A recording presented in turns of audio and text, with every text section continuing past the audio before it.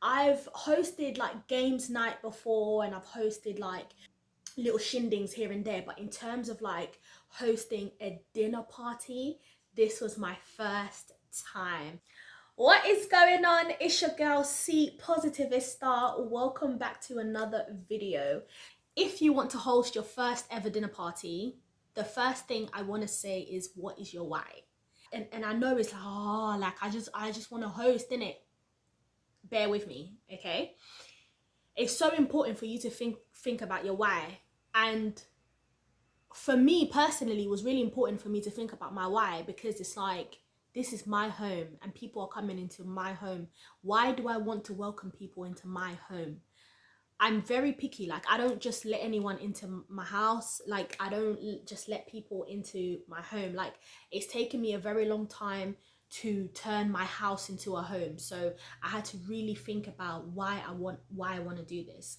And my reason for wanting to do this is because first of all, it was Easter. So I thought to myself, you know, it's Easter, I want to have family and friends around.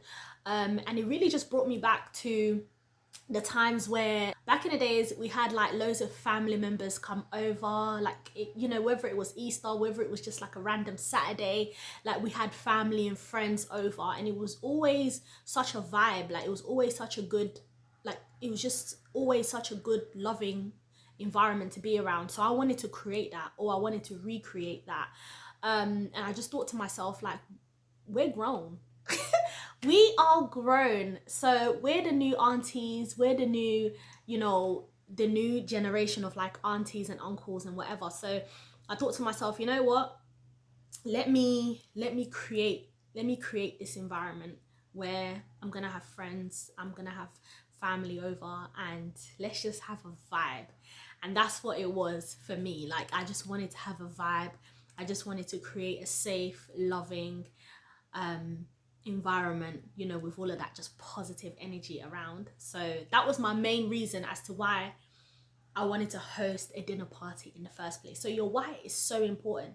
Think about why you want to do it, and then, you know, if that why makes sense for you, then do it. Go for it. The next thing is to pick a theme.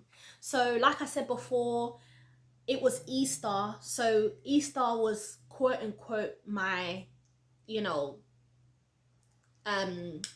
the celebration. Like, Easter was essentially the celebration. However, that's not necessarily the theme. So my theme was, I was thinking Last Supper. Yeah, I was thinking Last Supper. I was thinking, you know, that table where Jesus sat down with his 12 disciples. So I was thinking, yeah, like, that's kind of the vibe that I was going for anyway. And then I was just thinking to myself, okay, like, how do I do this? Like, what do I do this? Like, and I really did pray about it. Like, I wanted to be intentional. Like, I wanted to be intentional. And I was like, God, like, you know, I really want to recreate this Last Supper type of environment into my home. So I kind of just wanted, like, I was like, Holy Spirit, like, give me guidance. And I literally just heard in my spirit, set the table. I was like, okay, cool. Like, you know, let me set the table. So yeah, so this was pretty much the table that I set. So I hired the table and I hired the chairs, but I had everything else. I also hired the tablecloth as well, and I had everything else in terms of like the cutlery, the cups, the plates, all of that was already there. Candle holders, I don't know what they're called, but the 2 candles, that was also mine. In fact, I've got 4 of them. So I was like, because the table was small, I was like, I'll just bring out 2. So I just brought out the 2. I had the candles already in the house as well. So I literally just set the table, and that was already my theme. Like, I didn't ask people to dress in any kind of way. Like, for me, it was more of like, come as you are. Like, come as you are, bring your vibe, like, bring the positive vibe. And yeah, that was just my whole thing, The next thing I would say is set your menu. Like, what are you thinking to cook? For me personally, I wanted to kind of have like something that everyone would pretty much like to eat or something that people love to eat. And for me, it was like, these people love chicken. I was like, these people love chicken. I love chicken. So let's do some chicken. If you can cook some things by yourself, by all means, cook everything yourself. I cooked the majority of things by myself, but I asked my cousin, hey prima, I asked my cousin to make mac and cheese. So my cousin Isabel made mac and cheese, and my cousin Rosita made the cheesecake, the strawberry cheesecake. The mac and cheese was amazing. The strawberry cheesecake was amazing. So I'm so glad I asked them to do it, because personally, I don't make mac and cheese the way Isabel makes mac and cheese. Okay, and I don't make, you know, cheesecake the way Rosita makes cheesecake. Okay, so I asked them to do it, and they came through for me. Love you guys. But yeah, so everything else I made myself. So I made spicy wings, barbecue wings, and I made red rice, which went with like chicken drums, which were like very well marinated, very well seasoned. For anyone who doesn't eat meat, I made salmon. I made salmon, and they basically had that. So I basically said to everyone, listen, if you eat meat, then stick to the chicken, and everybody else who doesn't eat meat, who prefers to eat fish, then obviously they have that as well. So there was that, and then obviously there was the fried plantain, whatever you guys want to say. I also had salad. So literally, like, my salad wasn't like an overcomplicated salad. It was literally just tomatoes, cucumbers, and lettuce. And I had salad dressing on the side if anyone didn't want it within the salad. And I also made my famous, I say famous because it's my famous, coleslaw. So I made coleslaw on the side. And when I tell you, these lot were sucking their fingers. These lot were sucking their fingers. I was like, I know.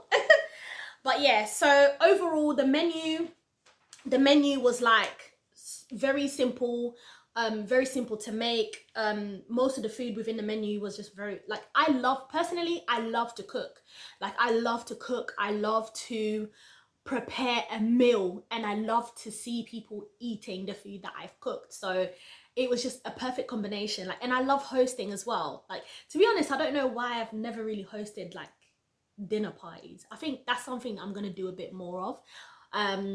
But yeah, that was just chef's kiss. Like, it was amazing. The rice that I made, it wasn't jollof rice, because I can't really make my jollof rice, but it was just a arroz vermelho. Like, it was just red rice, and I just had like my own spices and my own things here and there, and it was just amazing. Like, people just loved it. And anyone who didn't want rice, they would have the mac and cheese, the wings, the chicken, the salad, or the coleslaw, or just, it was just nice. And then I also had like sweets on the side, just in case someone just wanted to nibble. And I had some crisps on the side, just in case people just wanted to nibble on that. It was just lovely. And when it comes to drinks, I love wine. So I'm more of a wine girly. To be honest, I'm more of a wine girly now. I don't really drink spirits. Like, I don't really drink like hard liquor anymore. Like, now I'm more like, I'll have a pink Moscato, I'll have red wine. I love red wine. So all night I was just on red wine. However, just because I love wine doesn't mean that everybody else loves wine. So I went and bought alcohol for others. Like, I had Rare Nephews, Jack Daniels, I had Deserrano, I had Smirnoff, I had what's that one?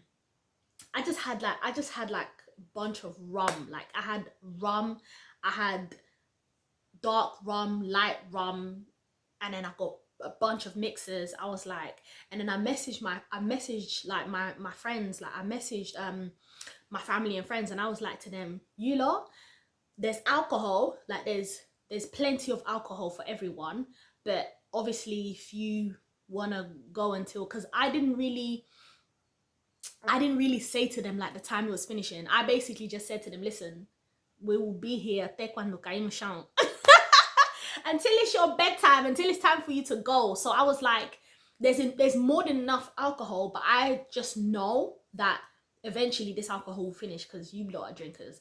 So I just said to them, if you feel to bring a bottle, then bring a bottle of your choice.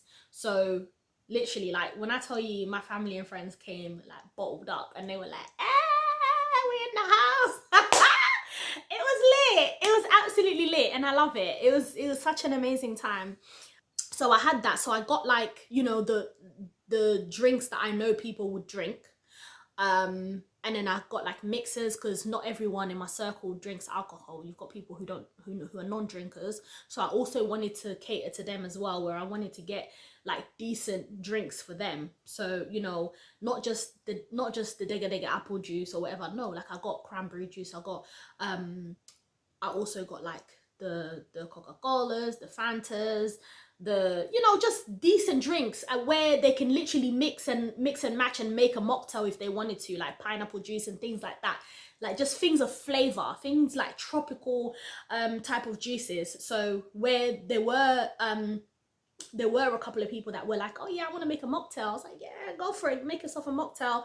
And that was just the vibe. That was just the vibe. So that was really cool. That brings me to the next thing, where I would say your list of invites, the people that you want to invite, like the people that you want to invite, the people that you want to have in your home. I'm now, like, I thank God that I'm now in a place where my circle is very tight. Like my circle is very, very tight. Whoever is in my circle now, whoever is in my life now, is because I've been led to have them in my life. We've gone through trial and tribulations and whatever, and we've been able to see that, yeah, nah, you're staying, you're here to stay. So and you know, pretty much with my family members as well, like these are family members that I've chosen and I've said, yeah, you guys are cool, you guys are here for life. So yeah, so that was really beautiful. And I invited 20 people. I invited 20 people, 18 people showed up, which was like really cool. But when in terms of like the actual dinner party itself, I catered for eight people to sit down, because I knew that not a lot of people were gonna come early. So I said to them to show up at 5. So the first 8 people that showed up at 5, we were able to like sit down and have a meal and all of that stuff. And then the people that came later, that was more for like, you know, when that turned into more of like a house party environment. So I had 2 places in my flat where I was like, okay, this is like where you guys can just be. So obviously there's my front room, that's where I set up the dinner table and everything.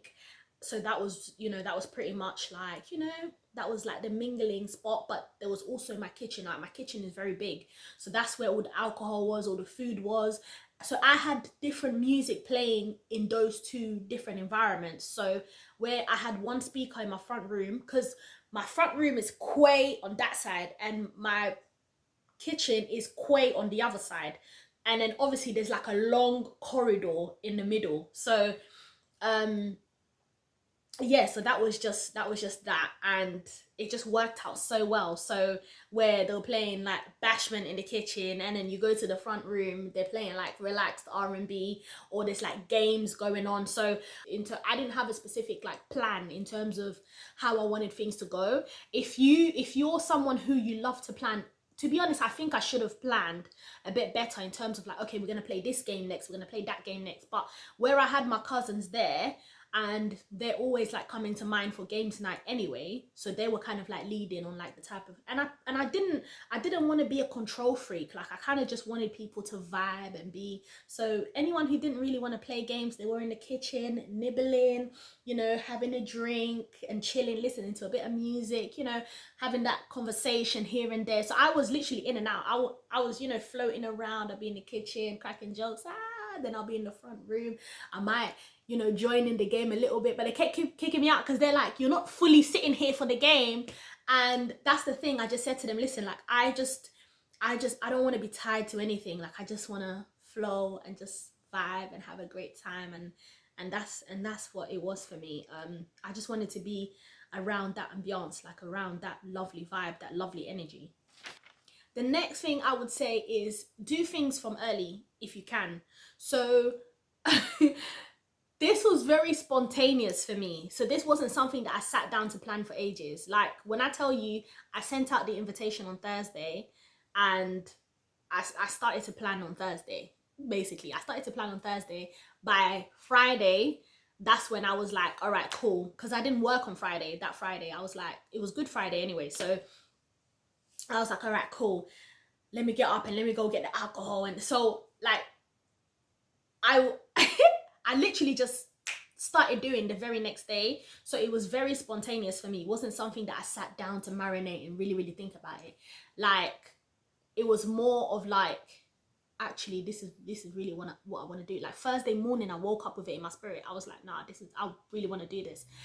And then I thought about my why, and then I thought about, you know, what I wanted to do, how I wanted to do it, and then boom, send the invitations, done. And then when you get the when you get the replies, like there's the I'm there, like they're there, like whatever, like let's do this or whatever. So even the response of my family and friends was kind of getting me gassed, because I'm like, oh, they're as excited as I am. So it was like, yeah, let's do it. So I hosted this on the Saturday 19th, and Easter was on the Sunday, so I hosted it on the Saturday, and I planned it on a Thursday. So Friday morning, like, because I worked on the Thursday, but Friday morning, as soon as I woke up, I was on my, like, I went to get all the things that I needed.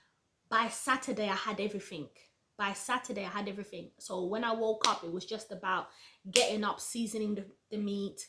If you're able to season the meat, like if you're able to season the meat a day in advance, then by all means do that. Personally, I can't do that because my fridge is like really small. Like I have like one of those like small fridges, so it wouldn't have made sense for me to season things like the night before. So I seasoned my food in the morning. The tables and chairs that I hired, I received them on Friday. So I put the table on Friday. I set everything on Friday. Like put the the tablecloth and all of that, prepared it on Friday, and then the Saturday I just put the plates and everything. The playlists, I did those on Friday, you know, where I just went on Spotify. I created like various different playlists, and not just that, where I had like two, like music playing from two different rooms. My cousin also had her Spotify where she was able to play her playlists. And not just that, like apparently Spotify has this thing where you can literally play music from different phones, so you can literally jump on next. So say for example, like if you're playing music on this particular Spotify, you can literally connect to my Spotify and play next. Like it was just so cool. It just worked. And make sure that you set the mood. So, you know, once you've now prepared the food. So I woke up early and I cooked, and I made sure that all the salads and everything was done. And literally the last thing that was just left was on the grill, and I just put it on low heat. And before I went to shower, like I literally just, like, the house was already tidy. I tidied up my house on that Thursday. So if you know that you're about to do a dinner party and you need to clean your house, make sure you give your house a deep clean way in advance. Like, don't be cooking and then you're cleaning. No, like I made sure to do my cleaning on the Thursday. I done my cleaning on the Thursday, and then the Friday I started to do my little shoppings here and there, getting my bits and bobs. By Saturday, like Saturday morning, I woke up early in the morning. I literally went to I went to do a little food shop, any last bits and bobs. Once I was in the house, like I was in the house from what, 10 a.m. When I came back home 10 a.m, I didn't leave the house again, because I had everything that I needed from the Friday, and Saturday was literally just getting my last bits and bobs. Anything other than that, I think just something that I forgot was the oil to fry the plantain. I called my friend, like I was like, girl, like where you at? She was like, oh, I should be making my way to yours. I was like, on your way, please pick up some frying oil. She's like, girl, I got you. I was like, bet. So I was like, okay, so I don't need to leave the house anymore. So that was that. Once I finished cooking, I literally just put, I just put the chicken. There was the last bit of chicken that was in the grill. I just put it in low heat, and I went around the house, I turned on all the candles and stuff, set the mood. Every room where someone was gonna be in. So say for example the bathroom, the bathroom was nice and tidy, nice and clean. Just put on some candles. It's inviting. It's just, you just want to create this nice ambiance, this nice environment for others. There's nothing better than going into a house, you smell fresh home cooked meal, but then there's also a hit of the candle. So I kind of wanted to, so I lit some incense first. And then opened the windows so that the food smell can sort of come out a little bit. And then once I did that, I then turned on the candles in the bathroom, in the kitchen, in my front room. Yeah, and to be honest, my bedroom was locked, but I created a space in my bedroom where I've got this I got a picture of it here, where I literally just put a clothing rail, and I put some hangers there, so anyone who bought a coat or anything like that could just take, and that was in my room. And my bedroom door was closed. No one had access apart from my cousins and my close friend.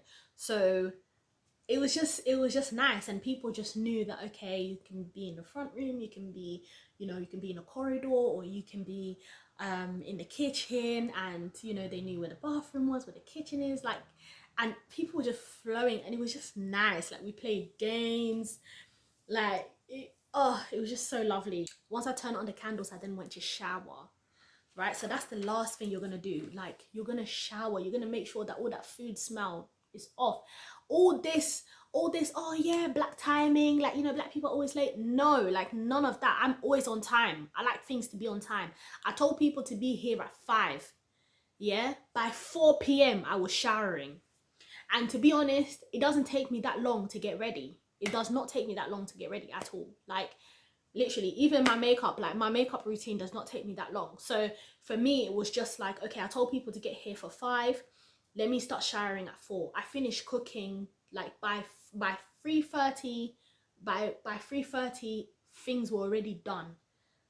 So I was just doing the extra preparations, cutting the lemons, putting some ice out for the drink area, create a little bar area, and that was that, literally. So make sure you shower, make sure you put on some good perfumes. You're hosting, if you're welcoming people into your home, you want to look presentable. And to be honest, it was the first time that quite a lot of people came to my house.